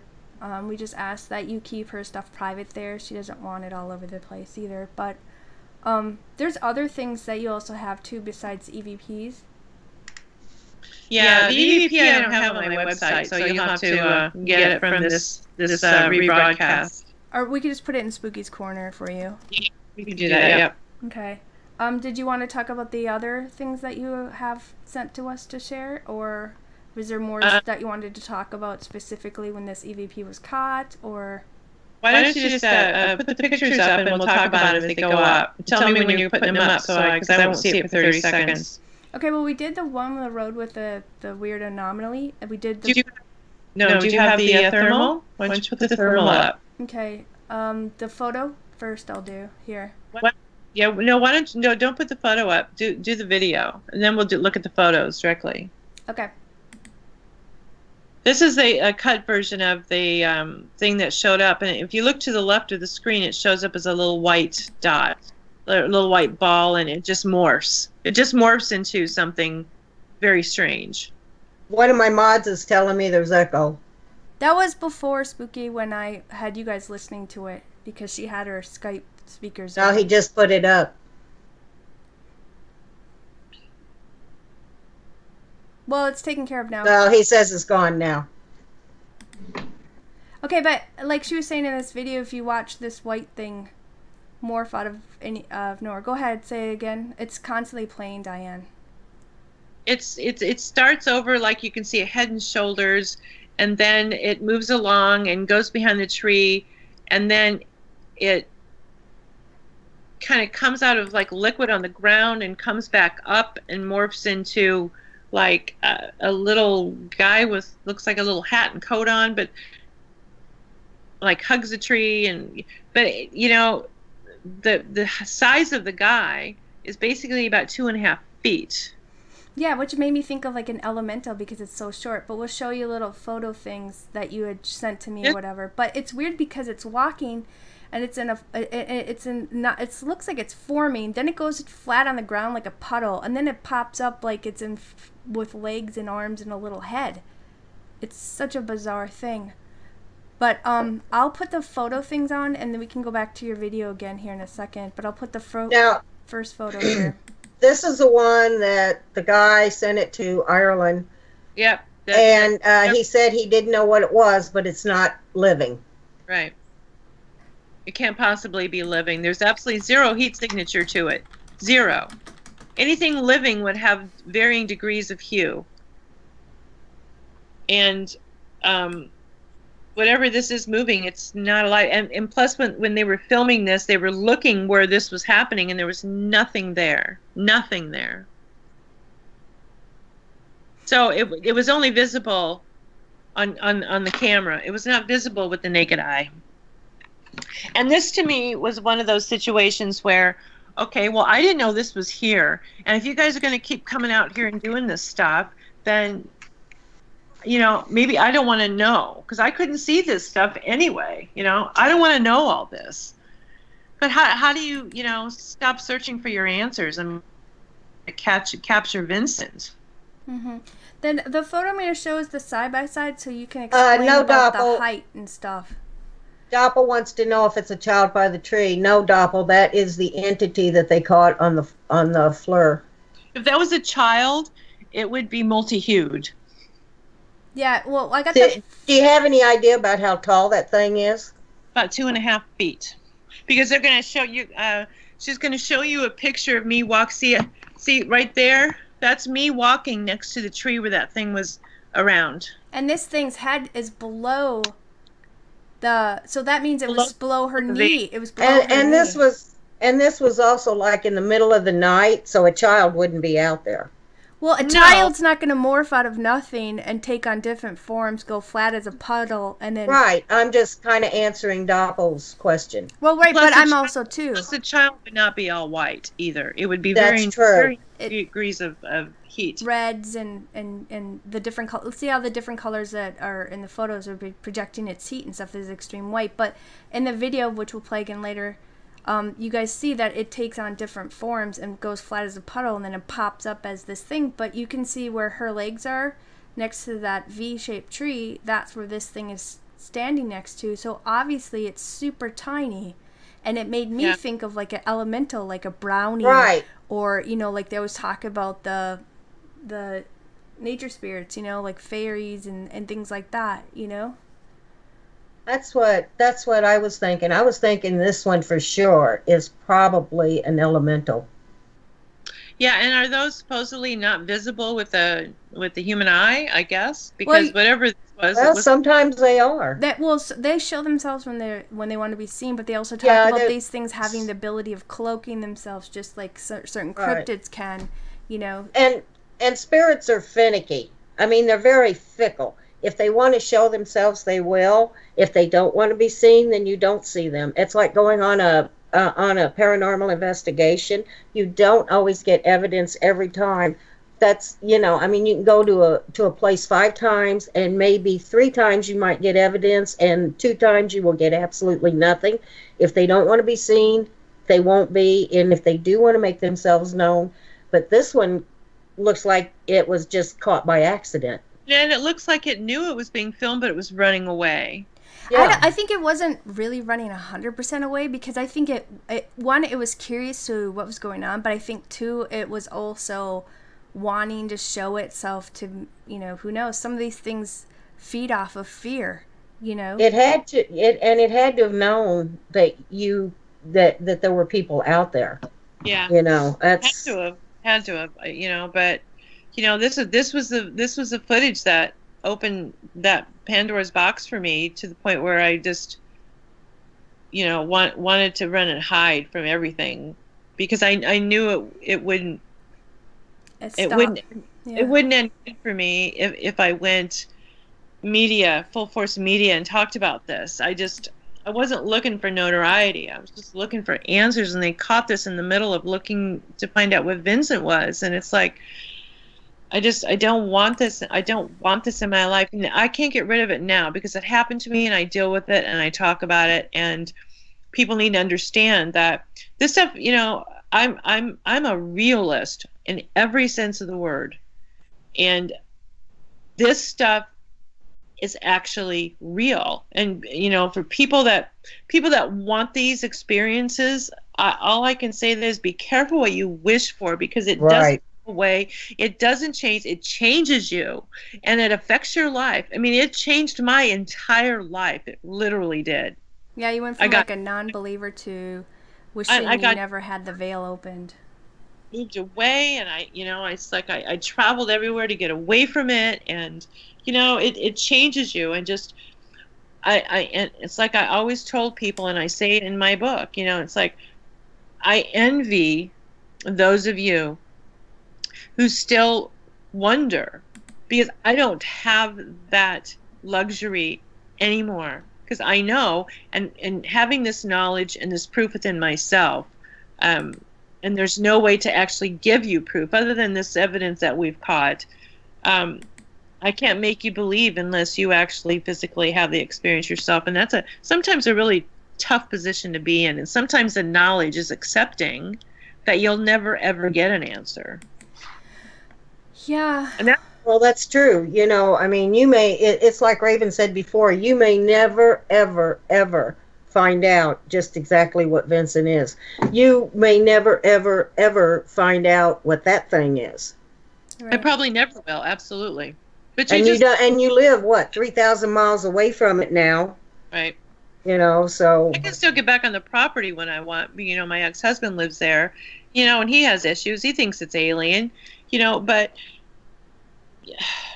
I don't want to have that in my life anymore. It's like I live in a house where none of this happens. It's wonderful. And, you know, and I lived in houses prior where none of this happened. It wasn't about me. It wasn't about my kids. It was about that piece of property. Yeah. Normally I wouldn't ask about an ex-husband, but I'm going to. Okay. Is he having any experiences out there now? Didn't you say he still lives there? He still lives there, and he actually saw him a few months ago, and we spent several hours on the phone talking, and he is certain it's alien. He thinks it's alien. So, I mean, how we'll ever know, I don't know. But so he has been having experiences out there. Oh, yeah. Well, I think a lot of people, like she said, it's not just on her property, but the neighbors down the way, too. Because this is like, this is up in the mountains, like she said, the gold country of Sierra Mountains. They lived in the country in the mountains, so it's not like a city life, So a lot of the strange things are going on. It's not just people coming up and trying to mess with you, Oh, I think that guy with the flatbed truck is having a lot of stuff going on. He's just not talking about it. Yeah, that's absolutely true. And, and I've actually tried to call him a couple times. He won't take my call, which, is fine. But, this, it absolutely positively changes who, this is how, even though at the time my husband did not see Vincent, but he knew that whatever happened to me was real because it completely changed me. Yeah. And I know there was other photos that you had, because there was a picture that of your kitchen where there was this shadow thing that showed up in the window, and there's no trees back on that back deck or anything close by, and nobody knows what was creating this shadow thing to show up. It was coming through the blinds, and that's actually in the photos on my website. Yep. And most of these photos are there. I'm going to be adding the ones that you made for me today, so thank you for that. But I wonder if that thing that ran across your deck, I wonder if that was Vincent. When you first told us about that, I was thinking, oh my God, all of this, and you got a Bigfoot too. But now I'm kind of wondering if maybe if Vincent has run across your deck a couple times. I don't know if it's Vincent, but I definitely think it could have been the things that her neighbors were experiencing, because he was hearing that heavy noise charging him, and it freaked him out. But he was also hit and ended up with a huge black and bruised leg, like something took him out with a sledgehammer. So obviously there's a lot of things there. But I did too think about Bigfoot when she was first trying to explain Vincent, because she was saying how the arms were really long and go down past the knee, and it kind of had broad shoulders. I was like, oh, Bigfoot. But she's like, no, this is more of a higher what did you say, like Egyptian-ish? Almost like a hieroglyphics. Like yeah, but it was like a cardboard cutout. There is a guy who does art on... I saw that. Remember, I saw that. Did that kind of look similar about like the cardboard cutout and the reflectionist, or no, not really? No. Not really. It was interesting though to look at. It's hard to find anything that comes close to what you saw. So I got a question here for Diane too, and I hope I get this name right. Kirnoff wants to know, how were you able to convince people that you weren't crazy when you were experiencing these things? Skeptics always try to blame these things on psychiatric issues. Well, she has that's proof. That's a really good question. Actually, yes, it is. At the time when I was first talking about it, I didn't have any proof. Yeah, and I still today don't have any proof of Vincent. I never had any psychiatric issues in my life. In fact, with the first group that came out, a lady came out to interview me and my daughter to check for those things, to look our home environment and to get a feel for our personalities. And you can tell if somebody's doing drugs. You can tell by their surroundings, how they keep their house, how they talk, how they, interact. And I think they got a feel for me right off the bat, because I'm a person who puts it out there, that just says it. And if you don't believe me, that's fine. I don't need you to. I don't need anybody to believe me. I know what happened to me. I'm just searching for another partner that I can talk to about this stuff, which I still haven't been able to find. But, you'll never be able to prove it unless you have an interview on camera with it. Right. That's never right, and I agree with that. But it's not going to happen. You just have to take people at their full value of how they present. Right. Well, you have evidence of other things too, I mean, like that EVP, that video. Doors open. Yeah, the EVP, the video. You have things that show that you're not crazy. But then it would have to be a group a group of like, not just your house all being nuts, but then the neighbors are crazy, the town's crazy, because there was tons of people having experiences up there. Yeah. So yeah. But it's not even about that. It's about, you take what you can gather and you put it out there for people, because if anybody claims they're an expert in this, Nobody Man, if is. experiences make you an expert, then I'm like Einstein.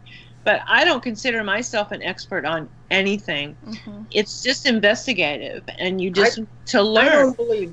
I don't believe they're experts in the paranormal or in the cryptids or anything else. I just don't believe that, I mean, you might investigate, you might have experiences, but you're not an expert on it. Oh, and I've been to, I ended up going to other places. I wanted to experience something paranormal outside of my own realm. And I went to Whispers Estate, I went to Trans-Allegheny, I went to Waverly Hills, I spent several nights at Villisca. And, outside of my own experiences, Waverly Hills was extremely interesting to me, but Villisca was the Axe Murder House was the bee's knees as far as. Yeah, first time I went there, I couldn't go in because something told me if I went in, I was going to die. And Did you go? Noah, you went there? I lived not too far from it at one time. And the second time I went ahead and went in, and I just got this feeling like the entity in there. It was like it came up and was trying to smother me. Yeah. It's very heavy. Yeah. Very heavy. Negative very heavy type of thing. Yeah. And I don't have any of these psychic medium stuff going on inside of me, but it was very heavy in there. I mean, you breathe a little. I don't know if it's in your mind or it's actually physically there, but you breathe a little deeper inside that house. And it's scary. It is. I mean, something scratched right behind me, and it scared me a little bit. But right, but you're going to have that in almost anything. It's not just in the paranormal world where people aren't going to believe you. Even if, like, you had the best evidence in the world, someone's always going to say you faked it or whatever else. And like you said, you didn't put yourself out there in order to become famous or anything else, because if that was the case, you'd have been at all these shows and stuff, because there was tons of people who were calling you and asking you for years, and you declined it all. And, and it's just, but it's the same with the cryptid field and everything else. It's like all these people who are having these encounters with these strange things. And I think a lot of us are just reaching out because we're trying to better understand what this is going on. And like you said, with Vincent, it's hard to even know what that was because there's so many people who have not ever really opened up. If somebody has seen something like that, they haven't opened up about it. You know what I mean? Excuse me. Who can blame them? Because it doesn't fall into any of the norms. And it doesn't lead up to any explanation that's been given out before. I mean, you can think I'm crazy. That's okay. Just don't call me a liar, because I'm not. I would rather be on the other side of this story and listening than being the one telling you what happened and try to make you to believe it. I mean, either I present myself credibly with detail, or I don't, and it's up to you whether or not. And I hope that the people listening will do some research. I ask for it. Yeah. I want. One of the things that makes you credible, in my mind, is that your story never changes. It's always the same. Yeah, it's been like that for like 10 years or whatever. Yeah. I was going to ask you, I had a question about Vincent. Every time you saw Vincent, did he ever change, or was he always the same? She said always it was the same. Always the same. I saw him in my rearview mirror, but it was funny to me because every single time I saw him, it was always behind glass. I saw him from behind my windshield. I saw him from the window in my house. And then one afternoon I saw him when I was on my back deck. And it was almost like he was going through like a revolving kind of door. One of those things that you push when you go into, like into Macy's or whatever. It was almost like he was doing that, but he was doing the same thing. It was almost like he was stuck. Oh, like in a time loop. Like on a record, he was like stuck. And that was, it was direct. And there was no sound. No whooshing, no, running, no breathing, no nothing.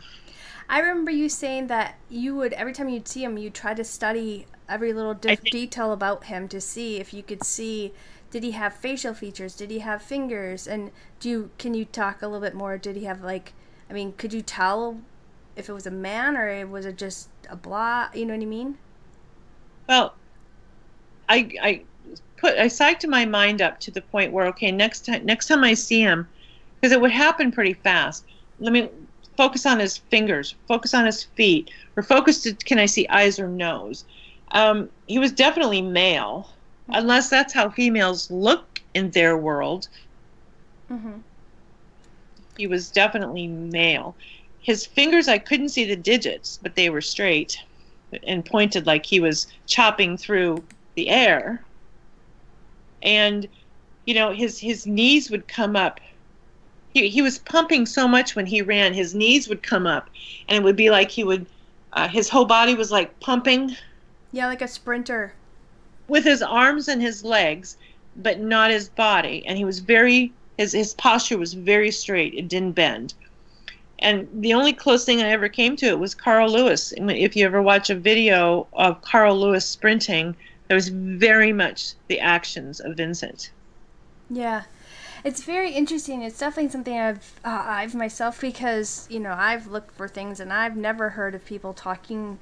I mean, there's probably people out there somewhat, but I always thought it was kind of interesting where you kind of said it's sort of like how the Predator with the cloaking thing, but how there was movement within that thing's body, but there was this black outline around it, but there was like movement within it. It's just interesting. And it just makes me wonder, you know, I don't know, too bad you never could capture that on camera. But maybe it's something. Awesome. Yeah, maybe, but some things are capable of being able to capture with the type of technology we have today, but who knows, maybe in the future. But it's definitely something very fascinating. And I can understand, you know, because after I had certain experiences or encounters with things that I didn't believe, that's what turned me into researching and looking and wanting to learn more. And it wasn't just it was more to validate for myself that I was experiencing things I was experiencing, but then when, you know, there's other people there that are having the same encounters that you're having, even people within your same household or your friends or whatever, you know, but that's why me and Spooky started doing these shows. And then by doing these shows like you did, we started having people reach out to us and talk to us, and some of the things that they've experienced. And I'm kind of like, ooh, I'm glad I saw what I saw, not experiencing what they're experiencing, because there's some stuff that people have talked about where I don't know if I could literally stay sane having some of the experiences that other people have encountered, especially about this property up there. I don't know how long I probably would have lasted. I mean, you lasted a good while. But the thing is, through the forum, I mean, people would ask me questions about, you know, like, did you ever try to, you know, yell out or contact him or, you know, have him notice you? And it's like, God, no. I didn't want him to turn his head and look at me. I mean, what if he turned in and ran towards me? I mean, what the heck would I have done then? And then I had one lady say, well, maybe they're watching us. Yeah. Instead of us watching them. And that gave me a really weird feeling. It's like, well, don't watch me. I'm just going about my quiet little life here. I really got nothing to share to you, you know? Just leave me alone. You know, go see somebody in Hollywood. They've got a lot more to share than I do. But, you know, just some of the questions and theories that people popped out at me were so helpful and engaging on a conversation about it. It's a proper way to do it. And I really miss the day of the forums where people actually really went and talked about it. I mean, literally talked and shared. Those were really the good old days. Yeah. Now that you live 3,000 miles away, people were wondering if you're having any experiences. Yeah, that's my next question. Since you left this property, have you had any other paranormal experiences? You know, not really me. My son goes through a series of things where he does things quite often. Sometimes he can tell you how somebody died by looking at a headstone. We frequent cemeteries a lot. I find them calming. Yeah, I do too. And I love acknowledging people's lives, and I think people, you know, they get buried and get forgotten. And I've taken flowers to graves that were older that people don't put flowers on. But you know, when I went to buy another house, it was just my youngest son and I, and I took him into every single one, and there were a couple of them. He says, "I don't want to live here." Just to have that feeling. And I just, no question. I wonder if your son is a sensitive or even a psychic, and his gift is not developed. He might have been when he was younger, but there's that. Remember, well, she says that he won't even talk about it today, so it's. Well, he didn't really have the experiences. He only knew. His total memory is basically what I've told him. I didn't even tell him about all of this until we moved to Montana, and I was contacted by the producers of a new show that was coming out that October in 2008 called My Ghost Story. And they wanted me to tell my story, and I actually entered into talks with them to do it. And I was concerned that it was only a 15-minute segment. I mean, how do you explain all this? Yeah.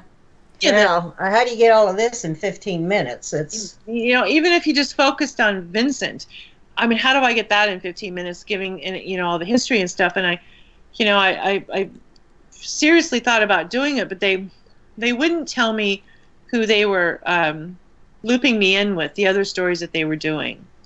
Yeah. And so at the last minute, I just changed my mind and told them I really wasn't comfortable doing it. And the first segment coming out was that thing of that video of that car from the hoax thing, yeah. Thing where they were, dangling something in front of the security video.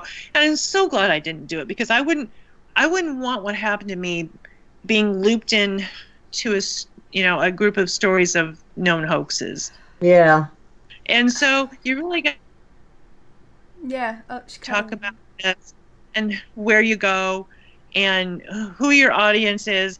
And in the last 5 years, I've been so closed-minded about even talking about it anymore, because I just don't trust people by things that have happened to me through meeting certain people and social that were media investigating us. Yeah. I don't want to put myself out there, but I already am. And I really trust your audience, so. Well, and also and I know you wanted to do this for a while, and I know in the beginning I kind of put off, and then and you wanted to wait a little bit. But the thing is like the whole motivation of why you even came out was to find answers to protect your family, and that was it. And then after that, it started to, because you were meeting people who were having other experiences, was you were keeping this up so that you could possibly help out other people who were having problems, and not in a way of solving it, but just saying, hey, you're not alone type of thing. But I do remember you did send me a photo of the neighbor's house where you live now. Yeah. There's something really dark that was over there. Remember that black shadow entity? It showed itself in the photo and everything. There was a couple that lived right behind me. I mean, literally. Our backyard is just very small, and we're backed up. We live on the edge of a lake here in upstate New York, and she found out that I had written a book, and she's like, "Oh my God, I'm so thankful to have met you, because I don't feel so alone." They were seeing shadow people in their house, and this is right behind us, and it's like, oh crap, here we go again, And they ended up moving out of the house before they even sold it, and they didn't have money by any means. He managed a grocery store, and she doesn't work, and they had 2 kids, one with special needs, so. They got out. It was troubling their daughter, and I didn't see any mental issues there, other than the son who had special needs. But that was a different story. He wasn't the one seeing anything.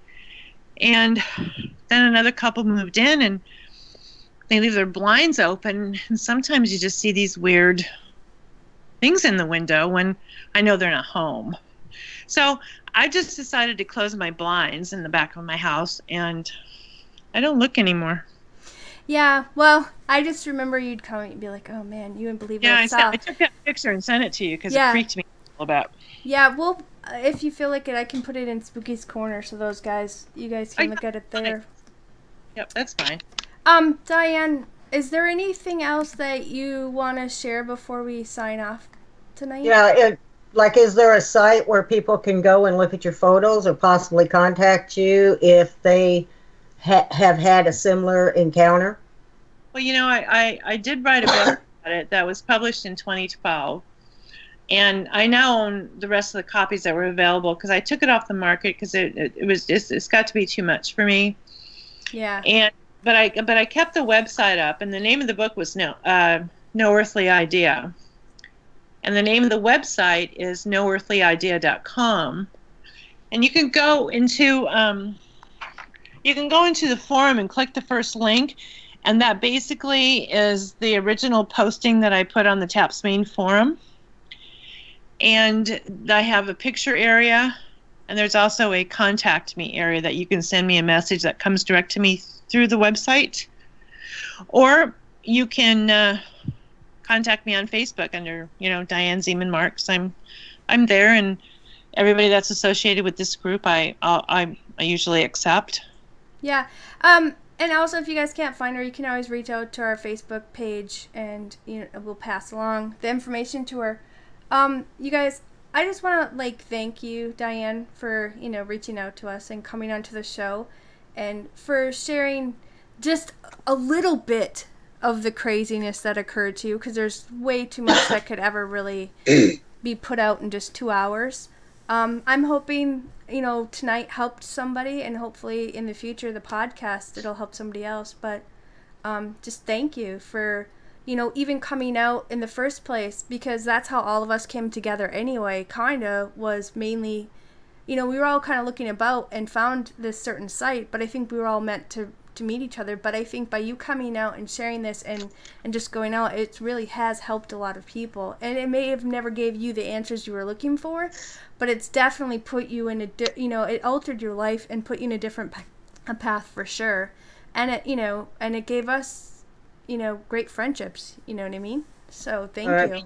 And sometimes along the ways, that's what you really gather from it I've got some lifelong friendships that I just think it would be so awesome to have a huge paranormal meetup with all these like-minded people that we could actually sit and have serious discussions about stuff and get to know each other as humans, instead of, there's so much discord and fighting and blame calling and finger pointing on the internet that this was a really safe place for me to go, and I wanted to share this with everybody, and this was the perfect time right before Halloween. Yeah. And Right. it just it was a safe spot for me. So I thank you guys as well, and your audience as well, for believing and listening, and if you want to talk about it more, and if you want to talk to me about it more, I'm so willing. So yeah, thank you. The website is, again, what is it? noearthlyidea.com. Yep. Yep. Or you can ask us in Facebook if you guys can't find it. Spooky, why don't you go ahead and let everybody know what we're doing next? Well, first, I would like to thank Diane for coming on, sharing your experience with us. I think it was a great show, and I really enjoyed listening to you, and I encourage people to check out your website. I want to thank our mods, Doppel, Alex, Nell, Rich, and Rusty. I hope I didn't forget anybody. We don't really have a topic right now, so we're looking at viewers' requests, and in a couple days we will post on our page. Yeah. And I want to and thank you everyone for coming in, listening to us. Please subscribe to us, give us a like, and please share us with others on any social media site you may be a part of. Right. Thank you guys all for coming. If you guys want to get show reminders, you can either click here on YouTube next to our Spooky Raven name and subscribe, or you can find us on Facebook. Like us on our Facebook page, Anything But Ordinary. If you guys want to ever contact me and Spooky and share your own paranormal or cryptid or UFO or any of that type of stuff with us, you can contact us at anythingbutordinary@live.com. Or if you just want to give us show suggestions, you can email us there too. And like I said, if you go over and like our Facebook page or subscribe here. You'll get the upcoming show reminders on there as well. We hope everybody has a great Halloween, that you guys stay safe. Happy Halloween. Yeah, don't drink or drive. And thank you again, Diane. And everybody have a great week, and we'll see you again soon. Good night.